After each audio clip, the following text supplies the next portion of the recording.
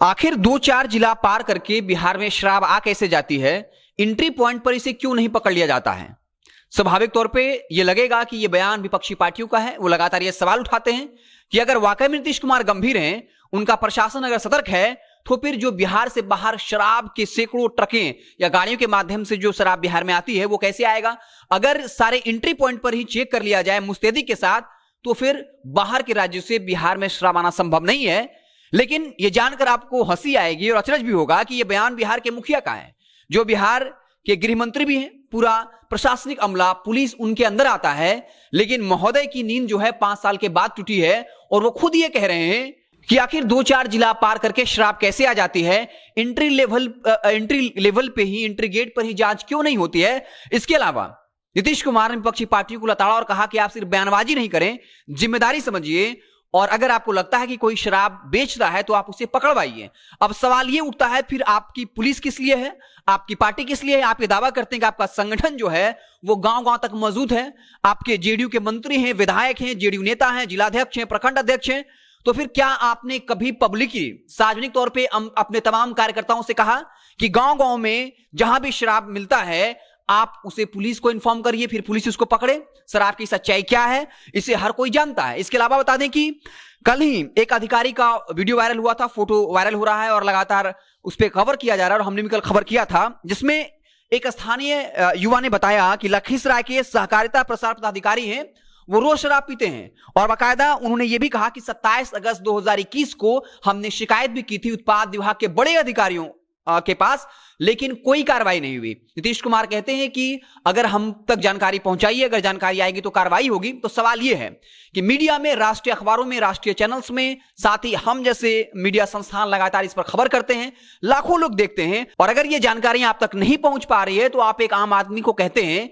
कि आप हमें जानकारी दीजिए, जो बताता है ये तमाम घटनाएं, जो बताता है नीतीश कुमार कहीं ना कहीं सिर्फ डैमेज कंट्रोल कर रहे हैं। सबसे बड़ा सवाल यही है कि गृह मंत्रालय आपके पास है, मान लीजिए कि अगर कोई आतंकवादी घटना होने वाली हो, उग्रवादी घटना होने वाली हो, तो फिर आपके इंटेलिजेंस ब्यूरो को वो तमाम जानकारियां कैसे मालूम हो जाती हैं? लेकिन ट्रक का ट्रक शराब बिहार में प्रवेश करता है। बता दें कि हर पंचायत में यह खबर आई है राष्ट्रीय अखबार के माध्यम से कि शराब की भट्टियां हैं, और यह भी आपको बता दें कि जहां पर बेतिया में जिस एक शख्स की मौत शराब पीने से हुई है, उनके परिजनों ने कहा है कि यहां से कुछ किलोमीटर की दूरी पर एक चौकीदार का घर है, चौकीदार रोज इधर से आता जाता है और बाकायदा वो मिला हुआ है। उन्होंने ये भी दावा किया कि एक शख्स है, जो युवा है, जो बाइक के साथ शराब की बोतलों के साथ गिरफ्तार हुआ था, उसे थाना ले जाया गया और फिर उसे छोड़ दिया गया क्योंकि उस शख्स ने थाने में पैसा दिया। तो साफ है किस तरीके से प्रशासन की मिलीभगत से बिहार में शराब का व्यापार हो रहा है। लेकिन नीतीश कुमार बड़ी मासूमियत के साथ कह देते हैं कि अगर आपको लगता है कि कोई शराब बेच रहा है तो हमको इन्फॉर्म करिए। आप तक इन्फॉर्म अगर किया भी जाएगा तो आप अधिकारियों को ट्रांसफर करते हैं, और कई ऐसे गवाह हैं, सबूत हैं। बाकायदा उन्होंने एक शिकायत नंबर भी दिया था ET00700571, और कहा था कि इस शिकायत नंबर पे हमने 27 अगस्त को शिकायत की थी, लेकिन कोई सुनवाई नहीं हुई। और इसके बाद एक बार फिर से उस अधिकारी का वीडियो वायरल है।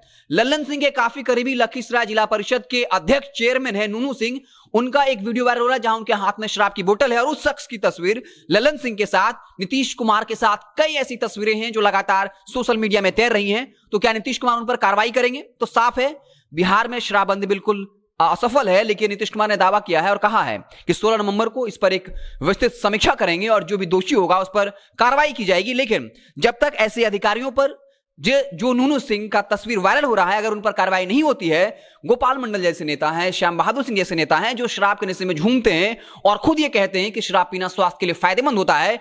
जेडीयू के बड़े नेता ये कहते हैं कि गोपाल मंडल जब पीते हैं तो बहक जाते हैं। जो आपने ट्रेन वाला कांड दिखा होगा जहां वो बनियान में दिख रहे हैं, उस वक्त भी जेडीयू नेता ने कहा था गोपाल मंडल हैं अच्छे इंसान, लेकिन जब पीते हैं तो बहक जाते हैं। तो क्या आप अपने पार्टी के नेताओं पर कोई कार्रवाई करेंगे?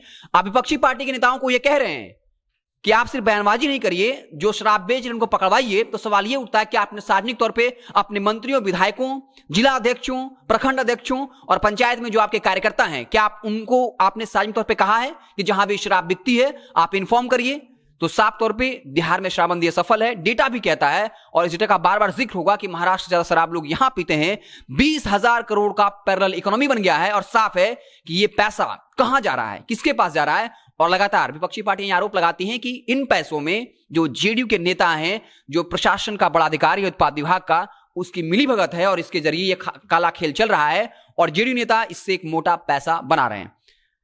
तो अब देखना दिलचस्प होगा कि नीतीश कुमार 16 नवंबर को जब विस्तृत समीक्षा करेंगे तो क्या कुछ होगा, किस पर कार्रवाई होगी। क्या सिर्फ जो शराब पीते हैं, गरीब लोग हैं, उन पर कार्रवाई होती है, या फिर नूनू सिंह के जो वीडियो वायरल हो रहे हैं, इसके बाद जो एक लखीसराय के अधिकारी हैं, सहकारिता प्रसार पदाधिकारी, उन पर कोई कार्रवाई होती है। इसके अलावा जेडीयू के जो नेता हैं, बीजेपी आईटी सेल के जो अध्यक्ष हैं भगवान पांडे, उनकी भी तस्वीर वायरल हुई है शराब पीते हुए। क्या इन तमाम लोगों पर कार्रवाई होगी? क्या इन सारे लोगों को जेल भेजा जाएगा, कोर्ट के चक्कर काटने पड़ेंगे, या फिर सिर्फ गरीब, दलित और मजलूमों को ही थाने में बुलाया जाएगा, जेल भेजा जाएगा और फिर थाने कोर्ट के चक्कर काटने पड़ेंगे? आप देखते रहें जनता जंक्शन। जैसे ही कुछ नया अपडेट आएगा तो हमसे आपको इत्तला करेंगे। बहुत बहुत धन्यवाद।